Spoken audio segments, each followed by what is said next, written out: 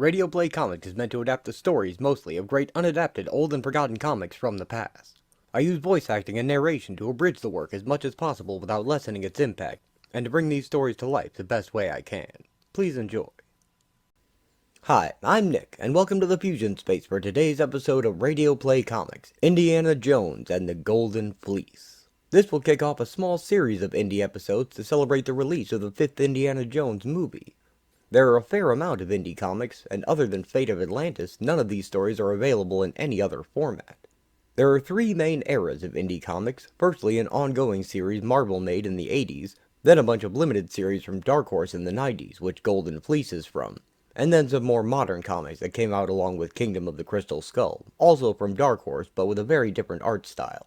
I'll be focusing on the Dark Horse releases from the 90s, as those resemble the structure of movies the most, and I just feel they're the best. But I'd also like to show a bit of the 80s Marvel series as well, titled The Further Adventures of Indiana Jones, which instead often presented the end of one adventure trailing right into the beginning of the next. The Greek myth of the Golden Fleece is but part of a larger story. It is a symbol of kingship and a piece of indestructible armor that Jason of the Argonauts fame must win from the dragon who guards it, but its backstory goes a little deeper. The fleece belonged to a golden ram which was created by the Greek gods, and whose task was to rescue the children of Nephele from their jealous stepmother's wrath.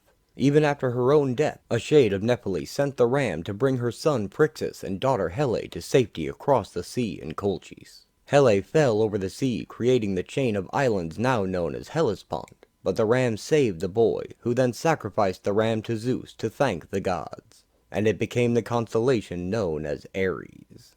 Its fleece was hung on a tree in a sacred grove, with a sleeping dragon at the base. When Jason set out to quest for the fleece, and the right to rule, he petitioned the goddess Hecate for protection when he married her priestess Medea, and she gave him the magical treasures he would need on his journey. But in this story, it's not as important what the fleece does, as what it represents, and of course the action and adventure Indy will go through in its pursuit.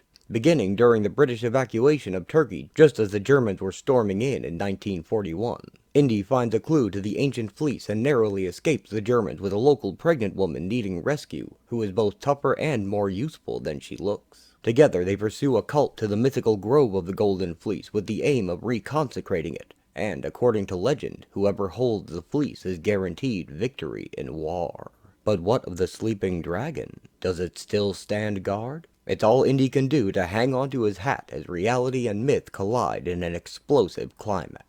That's why I've chosen this to start with. While most of the Dark Horse stories are 4 issues, this one is only 2, and it packs a ton of adventure into a small package, and I think it shows off very well what most of these tales are like, meaning that if you do enjoy this, you'll probably enjoy the rest as well. I could never get into the Star Wars or Indy novels very well. The films just have such a visual component to me that I couldn't make the connection to the worlds I loved in my imagination. But here in the comics, I found that visual component I had been missing, and I could enjoy these almost as much as the movies. I hope you'll feel the same. I dearly wish I could play the copyrighted Indy music, but that's just not possible on YouTube. But perhaps you superfans could open another tab and load up a few selections from the beloved film scores, if you are so inclined, to play during action scenes, investigation scenes, the big climax, for example. It's Indiana Jones. If you're a fan, you probably know what music goes where. Now, let's begin.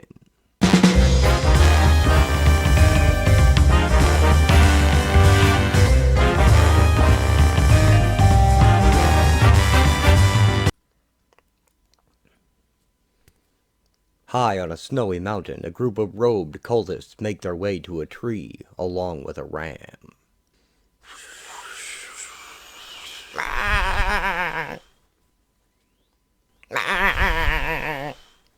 The ram bleats loudly in the howling wind, while a cultist takes out a knife and slaughters it.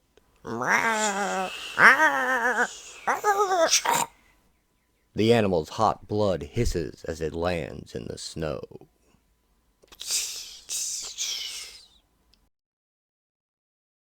From the Memoirs of Indiana Jones. The promise of blossoming life, of nature renewing itself, was carried on the warm scented breezes of that sun-drenched afternoon in spring. But April 26, 1941 wasn't a day when the population of Greece thought of new beginnings. I came to the Peloponnesian Peninsula as advisor to an American archaeological expedition sanctioned by the Greek government.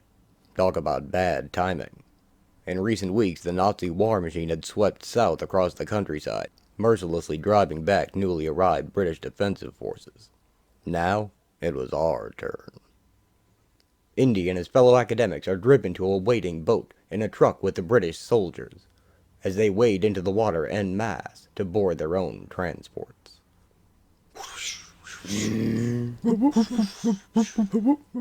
This is an outrage, Colonel. What gives you the right to just drag us off an excavation of such importance? Make no mistake about it, Professor.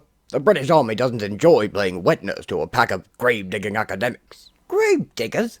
That's an Achaean king's tomb and palace up there. A Bronze Age megaron. Possibly containing Atreus and his treasure. By tomorrow, we'd have the burial vault open. We warned your lot to clear out a fortnight ago, but did you listen?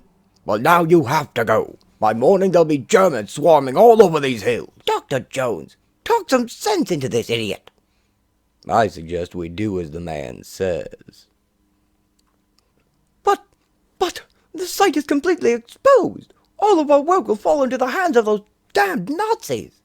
Look at our team, Malcolm. They're students. Just kids, for God's sake. We can't subject them to this kind of danger.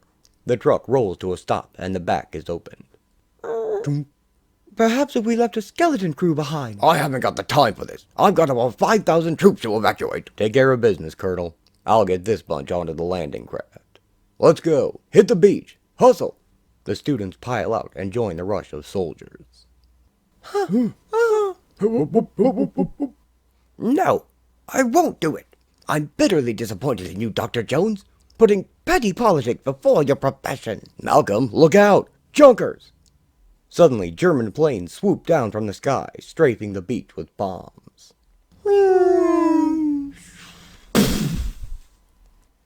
Indy races to Malcolm and tackles him to safety. Debris rains down around them. This isn't politics, Malcolm. This is war. I'm beginning to see your point. Come on, everybody into the landing craft. Indy picks him up and gets Malcolm on the boat. All accounted for? Good. Then he jumps off the back. I'll try to rendezvous with you in Alexandria. Jones, what are you doing? Close your mouth, Malcolm. You'll catch flies. Indy takes his hat from his satchel and puts it on. Assuming the treasure of Atreus is in that tomb, somebody's got to beat the Nazis there. Tonight. If I don't make it, forward my mail. Care of the Fuhrer. He charges up the beach against the tide of rushing soldiers. Without the help of the others, it took me longer than I expected. The Mediterranean moon was high over the dig by the time I had broken the seal and entered the burial vault. Damn! I should have known better. Indy shines a flashlight in the dark tomb. Grave robbers! The odds of a pristine find are always small. Still, I had risked more on less before. Let's just see if they took it all. He lights a torch, placing it on a wall. His flashlight beam comes across a cobwebbed human skull. Ugh. A cutlass protrudes from the skeleton's ribcage. It wasn't hard to guess what had happened. A story as old as greed itself. Looks like your pal didn't want to split the loot. Archaeology had taught me many lessons, if this was the tomb of Atreus, King High Mucky Muck of the Mycenae. But maybe he overlooked something. Indy clears dust off the walls. And father to Agamemnon of Argos, the commander-in-chief of the Greek sack of Troy. Then there had to be a surprise or two waiting for me. I was sure of it. Child's play from Mrs. Jones' fair-haired boy. He finds an inscription and translates it. A foot for each finger. I paced off a foot for each finger. 8, 9, 10. If a grave-robbing Jasper hadn't beaten me to it, something worthy of a king's conundrum was waiting for me to reveal it to the world. He clears off the spot.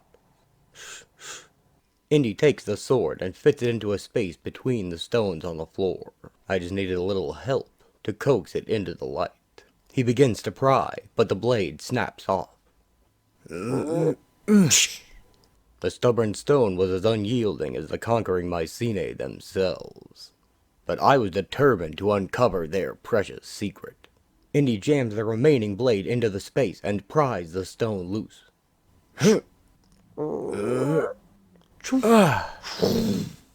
Indiana Jones finds a dagger beneath it, with a symbol of overlapping forks on its hilt. The workmanship was pre-Mycenaean, from ancient Colchis, where myth had Jason and his Argonauts claim the Golden Fleece. When I finally left the tomb, Apollo had already ridden his chariot into the sky. My imagination, and my wits too, it turned out, had raced east, to the far shore of the Black Sea, the rumored home of ancient Colchis, the Caucasus. Luckily, I saw him first. Indy picks up a rock as he approaches a young German soldier. Hey! Not so luckily, he wasn't the only German around. An officer sees him, so he quickly grabs the man and raises the rock high. You Greek? Or British, maybe? Evidently, I wasn't the only one busy during the night. An advance of German engineers was setting up a quick and dirty little landing strip. Surround him! Don't let the spy escape! More soldiers soon joined them, pointing their guns at Indy. Stay back, or this man gets it. I'm not fooling around. Now look, I know you guys are just engineers, not real soldiers. You don't want any trouble? I don't want any trouble. Nobody here wants to get hurt. The officer draws his gun and turns the safety off. Your use of this man as a shield is futile. Every German soldier is willing to lay down his life for the fatherland. He shoots the young soldier dead while Indy holds him. And he slumps to the ground. Jeez. And now, you're next. The soldiers open fire as Indy dives down the hill and runs for it. After him! I had lived through many a chase before that day, and dodged many a spear, arrow, and bullet. But it had been a long time since I had ridden a bike. At the bottom of the hill, Indy jumps on a bicycle, narrowly avoiding the Germans' gunfire. It was true, though. You really don't forget how to ride one. Heading into town! Bicycle! Kill! They radio ahead, and a pair of trucks drive towards Indy's path as he nears an alleyway.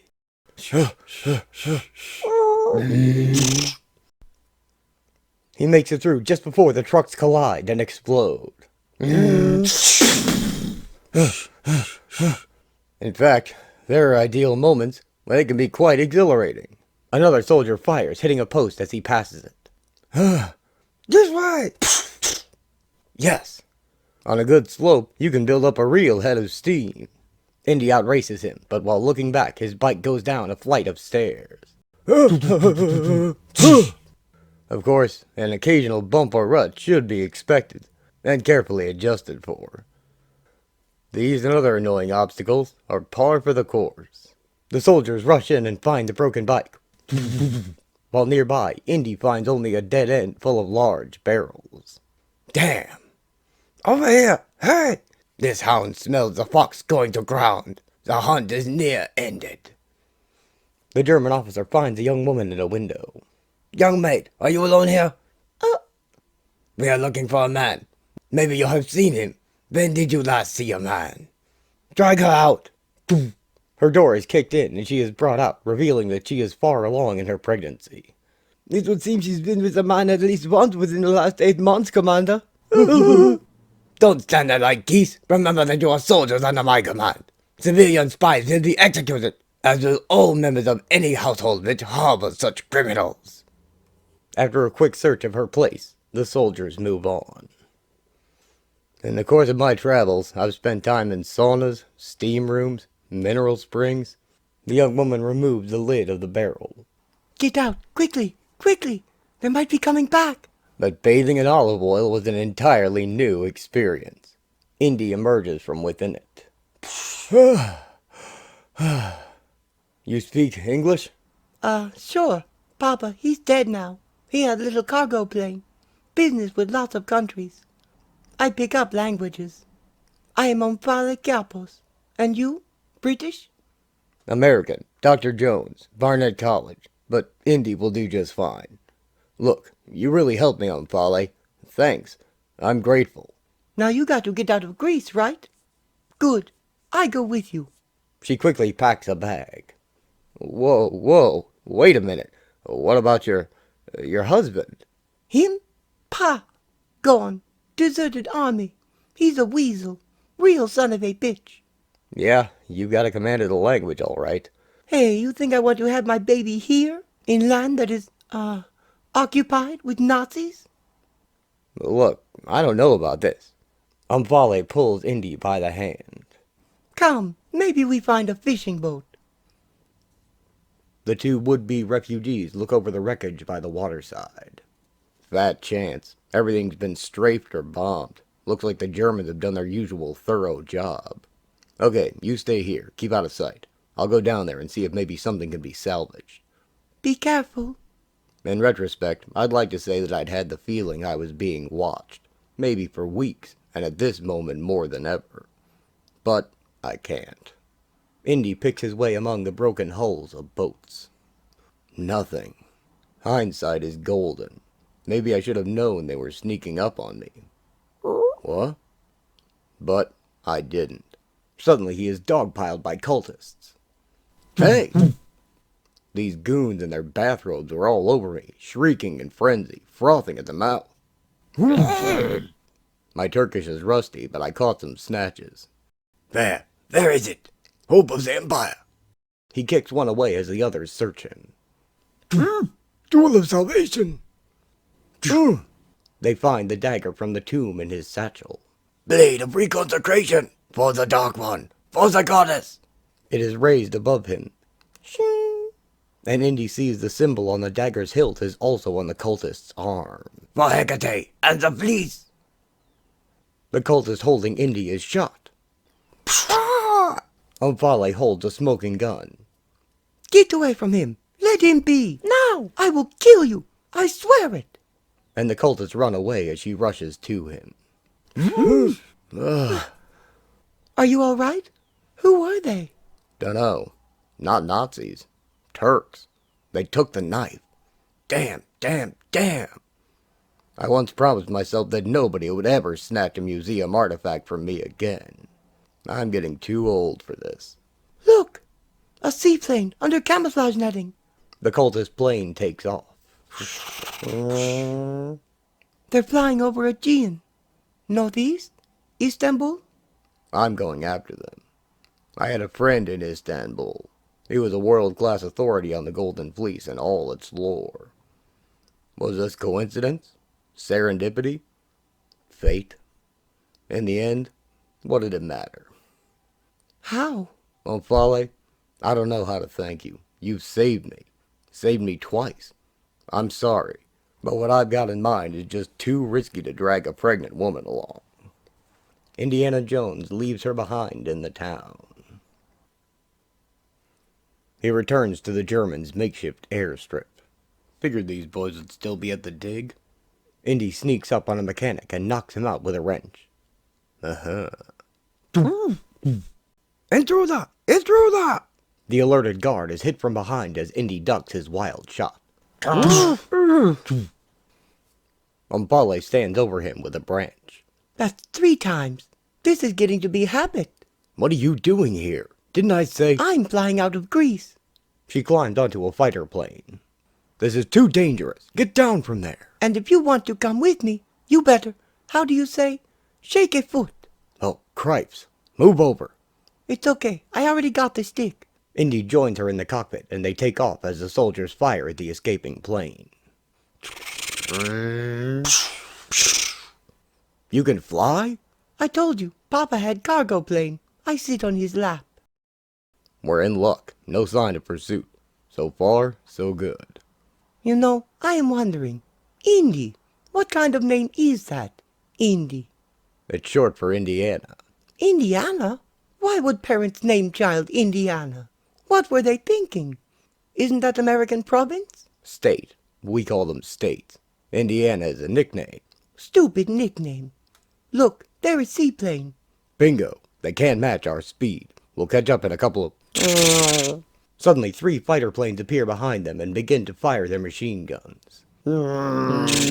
Messerschmitts, where did they come from?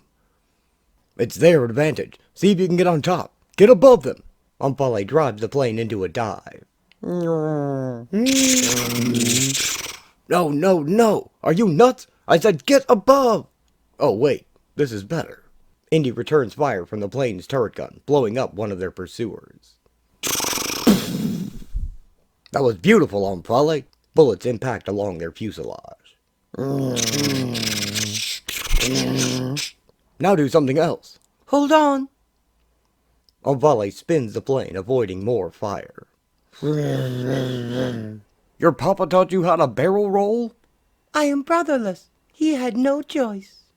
Indy fires again, hitting one of the Messerschmitt's wings. Perfect. I've crippled him. They're on a collision course. Keep your fingers crossed. The 2 remaining planes crash into each other. Bullseye! We are not out of the trees yet. We're losing altitude. As I've said before, hindsight is golden. Fast! As that smoking crate of sheet metal and bolts plummeted from the sky, I'd like to say that in my mind I was ruminating on all the tantalizing aspects of the mystery in which I was embroiled. That I was puzzling out the secrets of my fanatical assailants, their connection with the fabled fleece and the dark goddess Hecate. Pull up! Pull up! I'm trying. We're heading straight into the Dardanelles. Think we will die? Yeah. That I was looking forward with eager anticipation to a reunion in Istanbul with an old friend who might plug the holes in my logic. Or that I was amused at the prospect of plunging into the Hellespont, the very spot where little Helle tumbled to her doom from the flying ram of the Golden Fleece as it hurtled toward its own destiny in ancient Colchis. I'd like to say that the irony of my predicament was not lost to me. But it was. To be continued.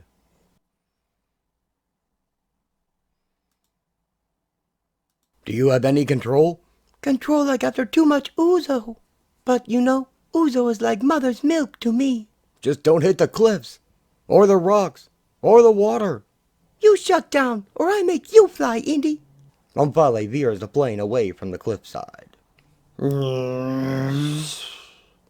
Indy. Ha!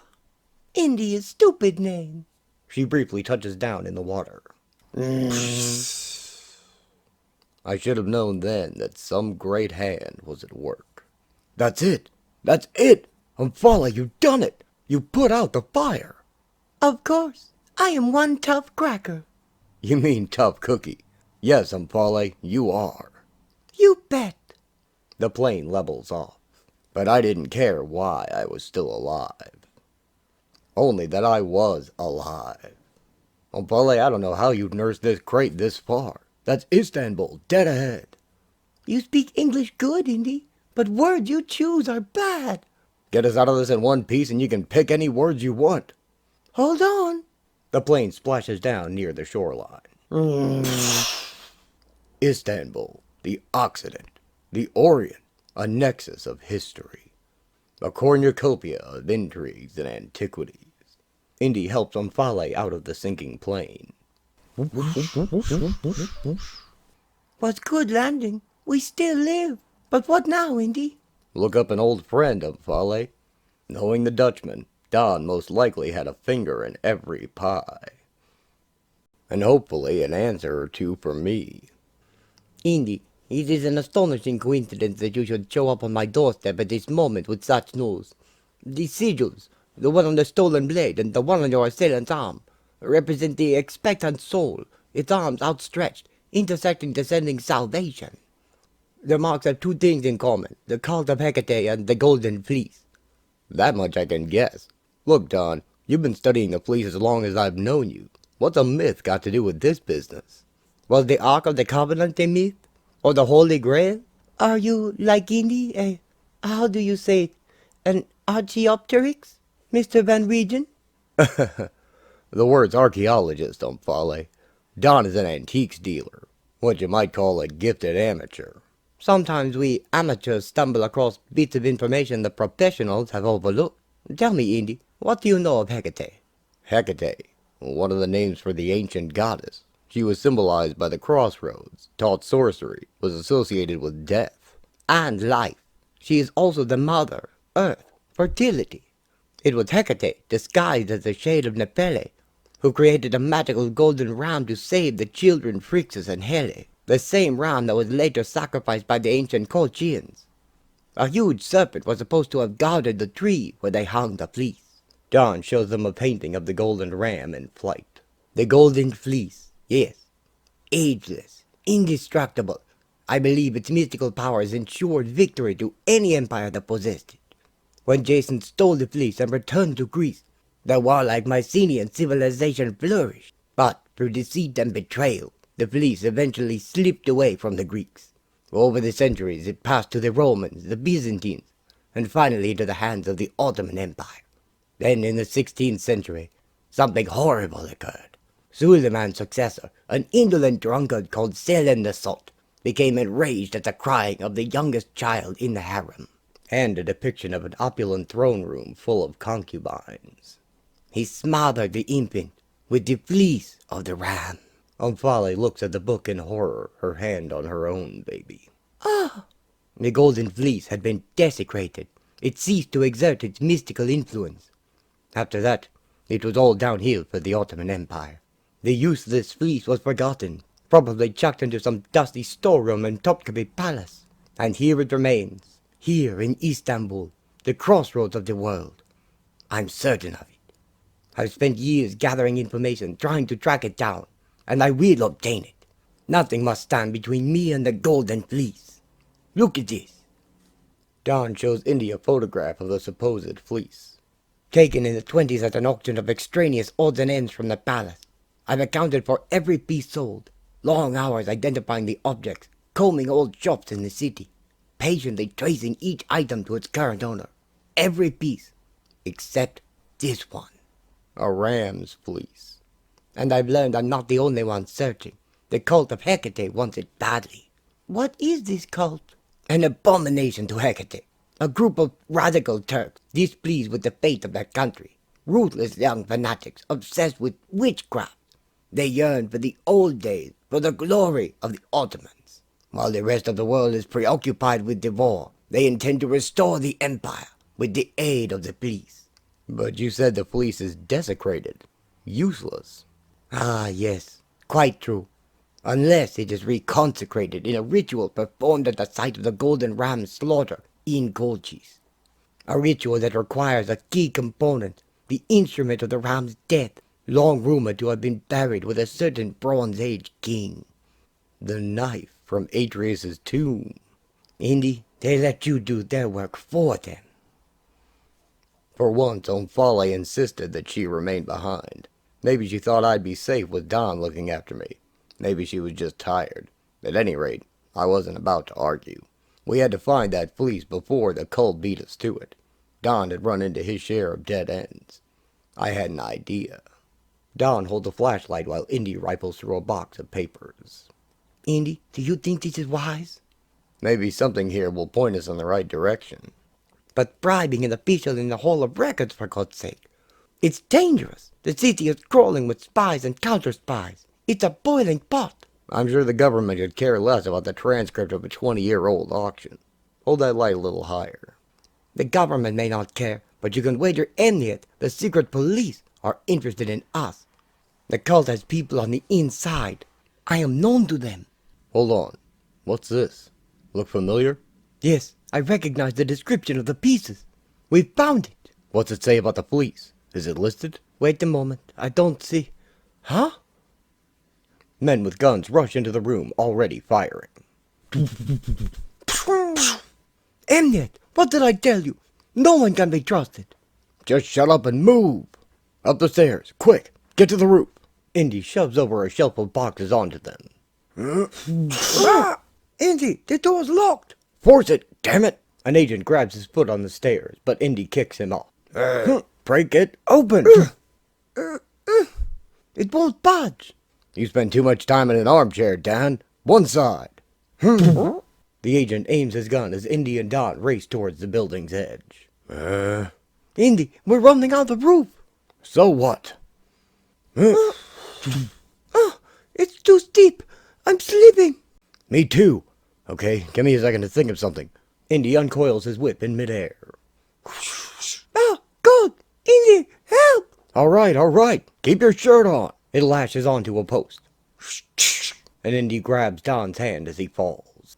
They're drawing a bead on us. We're sitting ducks. What's he yelling? Bullets whiz through the air around them as Indy spots a fruit cart below. He's telling his Confederates below to retrieve the document from our dead bodies. Great. Just great. Guess there's no point in hanging around any longer. He lets go of the whip, and they drop. Indy, no! I hated losing my whip.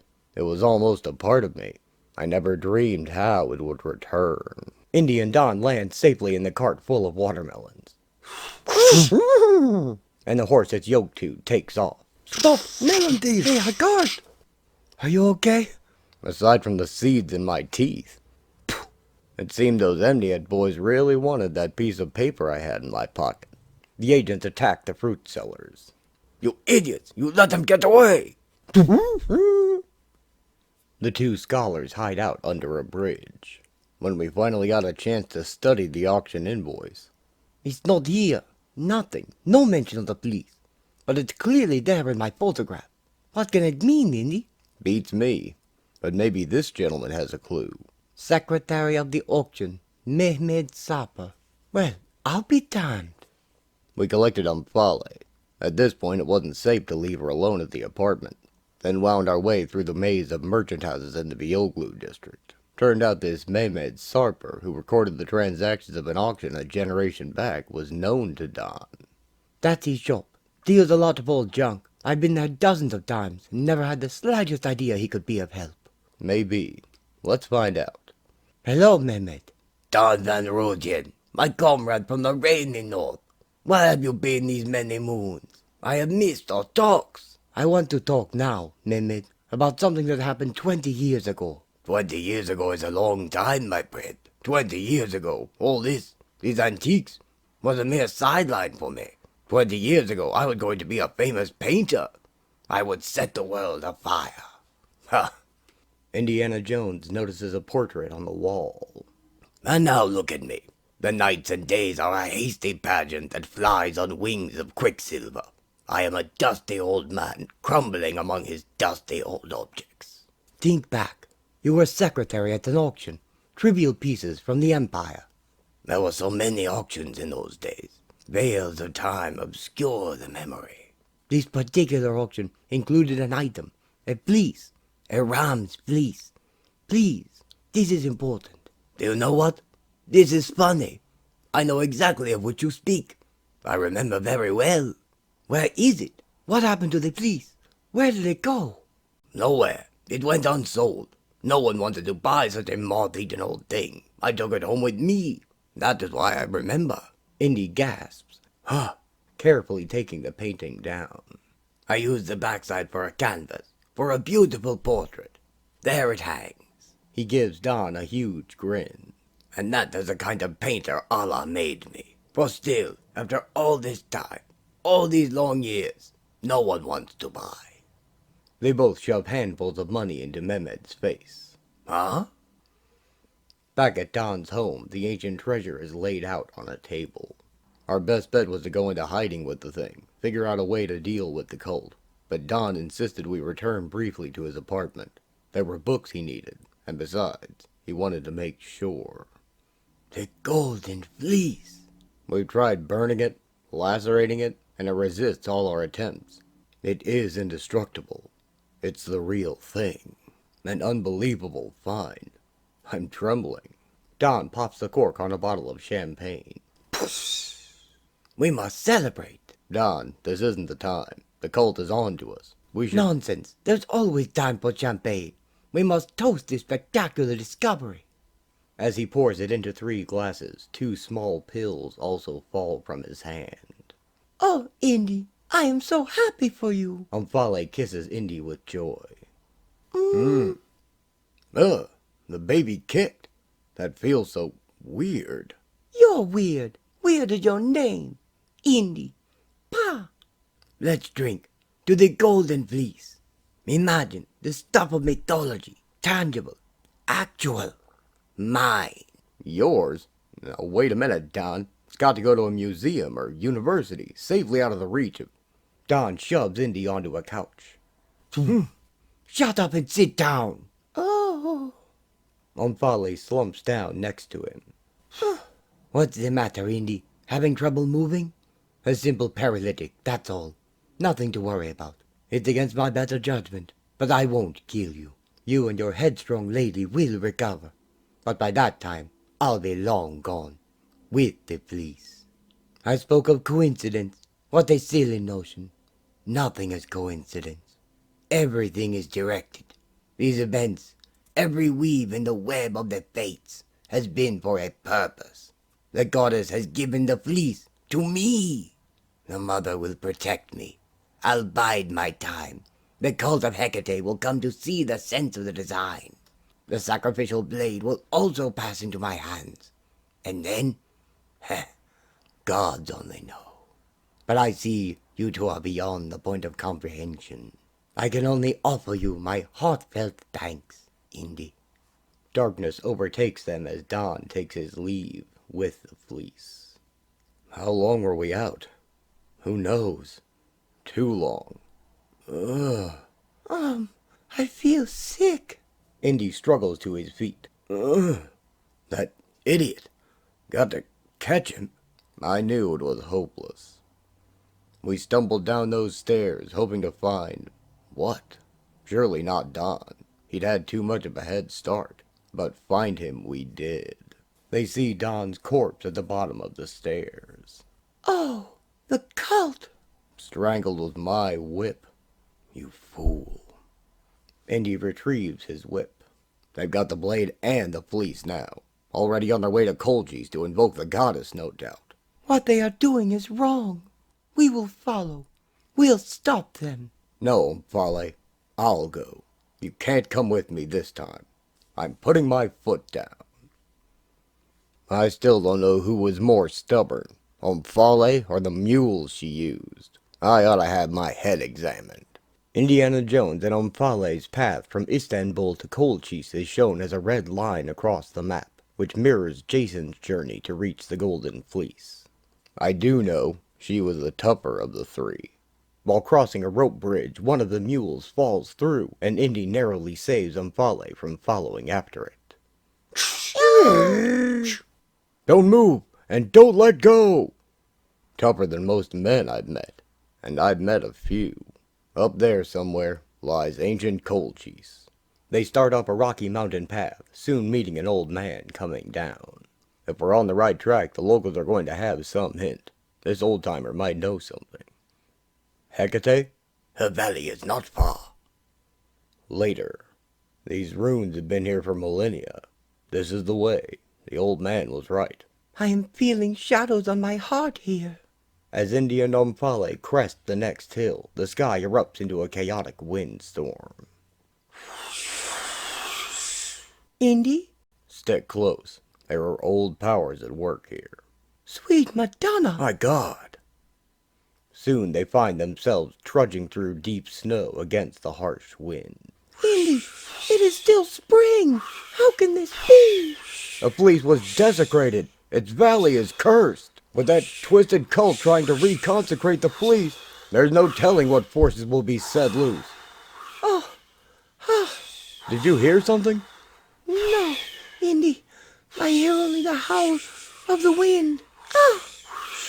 Listen.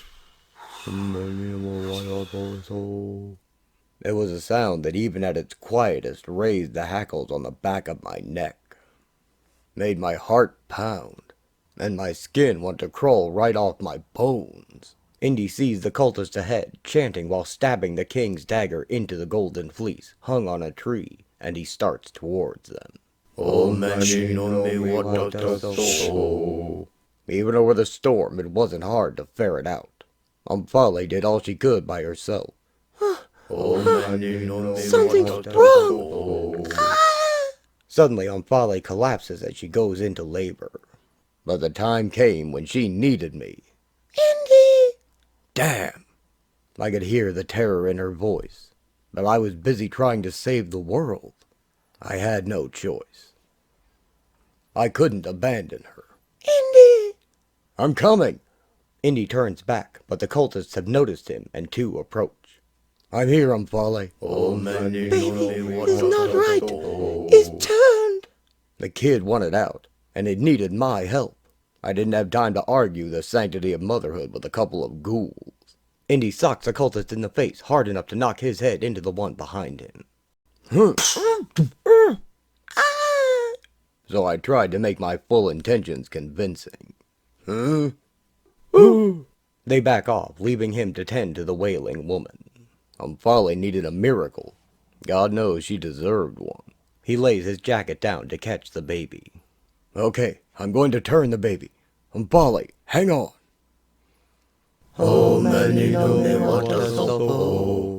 Hecate, enraged with centuries of avarice and abuse, conspired with elemental nature. The ritual unleashes a bolt of power from the earth, leaping into the sky.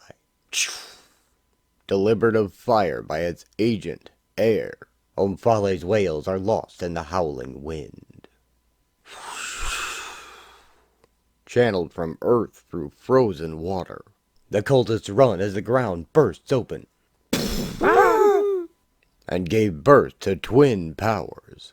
The Elder Fraternal was the goddess's servant, released. And a gigantic dragon emerges from the earth. The biggest snake I'd ever seen. Stunted limbs dangle uselessly from its torso. The protector of the fleece. Back from the hell Jason must have sent it to millennia ago. Thinking back on it, the second birth was no less miraculous than its twins. He's out. It's a healthy, strapping boy, Omphale. Just let me cut and tie the cord. For the life of me, I still don't know why I did what I did next. Indy! Call it the hand of Hecate. Call it weird. It was the only thing that made sense. Somehow. Indiana Jones turns to face the dragon and lifts Omphale's newborn baby up to the sky in supplication. Oh, great mother, honor this purity, this innocence, this child. Take back what is yours. The dragon rears up and hisses as the sky cracks open above it. A vortex in the wind becomes a portal into the beyond, and the goddess Hecate descends from it, crushing the dragon beneath her heel. None of the cult survived her wrath. Bolts of power flash from her eyes and incinerate the cultists. As the dragon withers and bursts into flame. Indy and Omphale shield their eyes.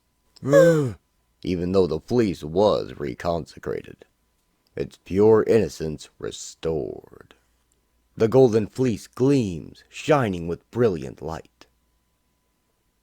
Hecate's power finds the golden fleece, and it rises, transforming into a golden ram. And the great mother, giver of all life, protector of the innocent, that which is immortal, The ram looks at Indy and smiles. took back what was hers. Hecate beams, her arms wide open, as the golden ram flies up to her. And they return to the realm of the gods through the closing portal. Omphale rides the mule, holding her baby, as they make their way back down the mountain. I know what I will name him. Ah, shucks. Don't tell me. You're going to name him after me. That's really sweet. No, not Indiana. Nikos. Nikos Kapos. India's stupid name. Peace and natural harmony have returned to the valley, and it is filled with life once more. The end. And now, an afterword from the writers about the creation of this story and its connections to actual history and mythology. A mother's love is central to the myth of the Golden Fleece. Even after her death, the love of Nephele, wife of Athamas, for her son Phrixus and daughter Hele was so great that she saved them from the hatred of their stepmother, Ino. The shade of Nephele sent a flying ram with Golden Fleece to carry her children to safety. But as the magic ram crossed the strait between Europe and Asia, Hele fell. Thereafter, this point of land was called Hellespont. Phrixus survived and continued safely to Colchis, where he sacrificed the ram to thank the gods. Its golden fleece was hung on a tree in a sacred grove and guarded by a sleeping dragon. It remained there until the coming of Jason and the Argonauts. Jason invoked the goddess of Hecate to witness his proposal of marriage to her priestess Medea, princess of Colchis. Medea in turn provided Jason with the magic charms necessary to protect him as he earned the right to carry away the fleece. Within the context of our Indiana Jones story, we chose to emphasize the mother/life cycle/Hecate as the maternal wellspring from which the Golden Fleece drew its potency. She was more ancient than Zeus and the only Titan to retain power after the overthrow of her father Cronus. The Romans Diana and the Greeks Artemis both contained attributes of the more ancient Hecate. Another name for this goddess was Trivia, literally 3 ways. She was 3 bodies and 3 heads. We constructed our story's sigil from this bit of arcana, the fork being a symbol of choice between dualities. According to the Book of Signs by Rudolf Koch, a wonderfully seminal book for Jungians or graphic artists. An upreaching fork represents the expectant soul, open and affirming. The inverted fork expresses salvation descending from above and spreading over the world below. A synthesis of these two forms would then represent an in-process act of redemption. That the fictional cult of Hecate has lost the meaning is central to their corruption and villainy. The ancient prehistory of the mother out of which flowed the symbol of Hecate always represented a positive affirmation of life, even when shrouded in bewildering mystery. Full moons, lunar cycles, fertility, and the underworld come forth, the hidden made manifest, the wisdom of nature, healing. All of these and more are associated with the supreme manifestation of motherhood. We extended this notion to try and give Indy in typical Jonesian mythos one of the strongest and sturdiest female partners to date. Omphale, by the way, was the name of the queen of Lydia. To expiate an unwitting murder, Hercules served her as handmaiden for 3 years. Omphale in turn wore his lion's skin. Regenerative strength and natural resiliency, even when veiled or forgotten, are always inseparable components of the life force. We wanted Indy to reawaken Hecate to her ancient creed, and, as we played it, Hecate wanted him to as well, weaving subtle strands within the skein of our story so that he would. After researching Jason's journey to find the fleece, we thought it would be interesting if Indy followed the same route. That the primary ancient locations have become 20th century in name and circumstance are much more of the great fun of an Indiana Jones adventure. Although the cult of Hecate is a purely fictitious creation on our part, Emniyet, the Turkish secret police, is not. Particularly during the war years in Istanbul, Emniyet was everywhere, maintaining meticulous records of the activities of foreign residents and tourists in the city. The Turkish government had a good reason for keeping precise tabs on the various international personnel in the country. It wanted, at any cost, to avoid involvement in World War II. World War I had been a horrendous experience for Turkey. Millions had died for what seemed no good purpose. The country was left without stockpiled supplies. Military equipment had been rendered ineffective by the forward thrust of other nations' technologies. Now, with the continent once more in the throes of all-out aggression, the Turks felt they could not afford to take sides. Yet their strategic location of Istanbul as a bridge between Europe and Asia was virtually important to all the players in the game. The British and Americans wanted bases in Turkey that could be used in the liberation of the Nazi-held Balkans. Germany saw it as the spot from which forays into Russia and the Middle East might be launched. Russia, who during the course of the preceding century had fought a dozen wars with Turkey, sought Istanbul and its straits in order to control the Black Sea and the waterways into the Mediterranean. Throughout the war, the Turks maintained cordial relationships with these nations, performing a brilliant high-wire balancing act of international diplomacy. Istanbul, under the steady, watchful eye of Emniyet, became a hotbed of intrigue. Secret agents, double agents, triple agents, even quadruple agents abounded. Defectors came ready to betray their homelands. Saboteurs awaited orders or opportunities. An occasional assassination was a part of the routine. Forged documents were a commonplace black market item. Phony information was procured for top dollar. And all while British, German, and Russian ambassadors puffed their cigars and rubbed shoulders at the city's swankiest exotic nightclubs. For an entertaining and informative account of World War II Istanbul, we recommend trotting down to your local library and digging up a copy of Istanbul Intrigues, a true-life Casablanca by Barry Rubin, published by McGraw-Hill. It's well worth the read, as Indy doggedly retraced Jason's ancient route from Greece to the Caucasus Mountains. Istanbul seemed like the perfect point to have him catch his breath, and lose it again. Although space restrictions didn't allow us to fully embroil him in the milieu of the city, we trust he found his stay rewarding. Who knows? Perhaps he'll return again someday. Pat and Dave. Well, I certainly hope you've enjoyed this presentation, and I hope you'll come back for another adventure, as there's 2 or 3 more Indiana Jones comics I had my eye on when choosing this one. And I'm going to show off the 1983 Marvel ongoing series, The Further Adventures of Indiana Jones, next, with the 2-issue story, The Icons of Ikamonen, with a first issue written by comics legend John Byrne. Until then, take care out there, and as always, thanks for watching.